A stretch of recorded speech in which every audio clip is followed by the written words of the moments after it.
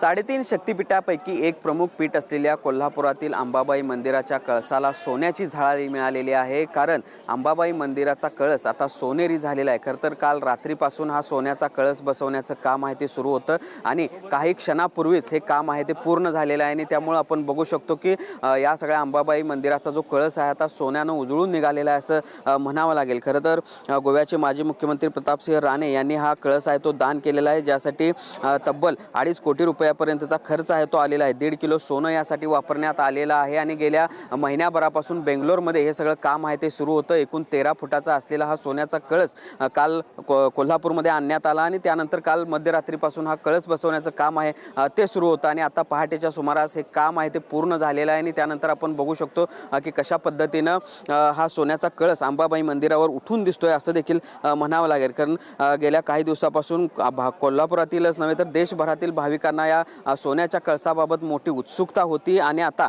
ही उत्सुकता आहे ती संपलेली आहे असं म्हणावं लागेल। कारण ह्या सगळ्या अंबाबाई मंदिरावर हा सोन्याचा कळस जो आहे तो बसलेला आहे अधिक मासाच्या निमित्तानं आणि आज शुक्रवारच्या निमित्तानं हा सगळा कळस जो आहे तो बसवण्यात आलेला आहे। आता काही वेळामध्ये याची विधिवत पूजा देखील केली जाणार आहे आणि त्यामुळं एकूणच आपण बघतोय दक्षिणेतील जे काही मंदिरं असतात त्यांना खरं तर सोन्याची झळाळी असल्याचं आपण आजपर्यंत बघत आलेलो आहे। मात्र आता कोल्हापुरातील या अंबाबाई मंदिराला देखील किंवा मंदिराच्या कळसाला देखील सोन्याची झळाळी मिळालेली आहे असं म्हणावं लागेल आणि हा कळस जो आहे तो सोन्यानं उजळून निघाला आहे असं देखील म्हणावं लागेल।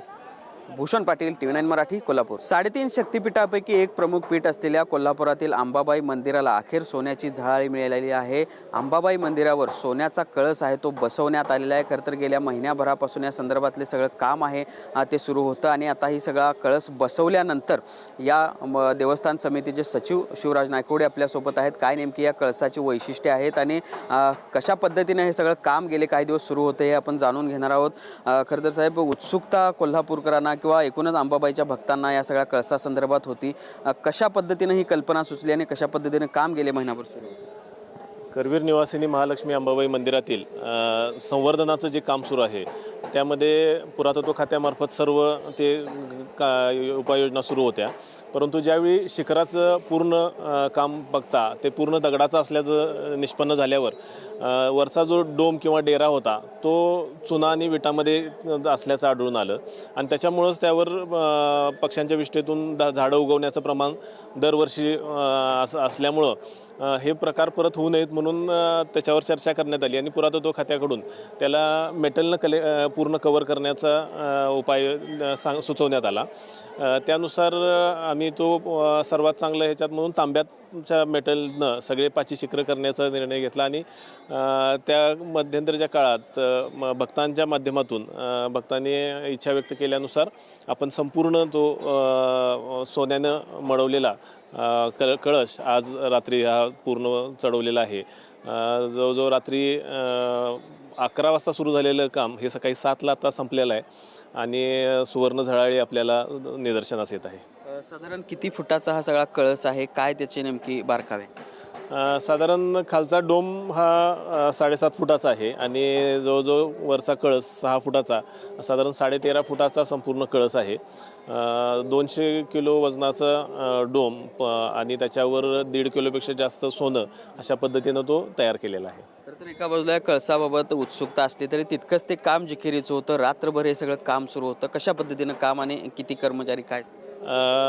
त्या सुवर्ण कारागिरांबरोबरच आपल्या मंदिर संवर्धनासाठी कार्यरत असणारे सर्व कारागीर यामध्ये सहभागी होते। साधारण 20 ते 22 लोकांनी यात सहभाग नोंदवला आणि खूप जिकिरीचं आणि 40 ते 50 फूट उंचीवर नेऊन एवढं मोठं 200 किलोचं संपूर्ण कळस एक जीव करून तो लावणे आणि त्याचं पूर्ण तंतोतंत जुळवणे हे खूप जिकिरीचं काम होतं। एक भाग जोडायला 1 तास 1.5 तास जात होता। असे जवळजवळ 9 भाग जोडून हा कळस पूर्ण झालेला आहे। तर दक्षिणेच्या मंदिरांमध्ये आपण यापूर्वी अशा पद्धतीचे कळस किंवा सोन्याची झळाळी बघितलेली आहे, मात्र महाराष्ट्रामध्ये विशेषतः पहिल्यांदा अंबाबाई मंदिराला अशा पद्धतीचा कळस बसतोय। देवस्थान समितीसाठी ही किती अभिमान असतो? धार्मिकदृष्ट्या सुवर्ण कळस हा खूप महत्त्वाचा आहे आणि त्याला अनन्यसाधारण महत्त्व आहे आणि त्यामुळे भाविकांनी इच्छा व्यक्त केल्यावर देवस्थान समितीकडून आपण तातडीनं त्याची कारवाई पूर्ण करून घेतलेली आहे। भविष्यात असेच अजून पुढची कामं होत राहतील, परंतु आजच्या ह्या सुवर्ण झळाळीनं मंदिराला एक नवीन तेज वलय प्राप्त झालं आहे। पाहिलं आपण हे होते शिवराज नायकवडी जे देवस्थान समितीचे सचिव आहेत. खरं तर गेल्या महिन्याभरापासून हे सगळं काम सुरू होतं, ज्यामध्ये देवस्थान समिती असेल, ह्या सगळा कळस दान करणारे भाविक आहेत ते देखील होते. आणि त्यामुळं आता या सगळ्या महिन्याभराच्या प्रयत्नानंतर या मंदिरावर सोन्याचा कळस आहे तो बसलेला आहे आणि मंदिराला सोन्याची झळाळी देखील मिळालेली आहे. भूषण पाटील, TV9 मराठी, कोल्हापूर.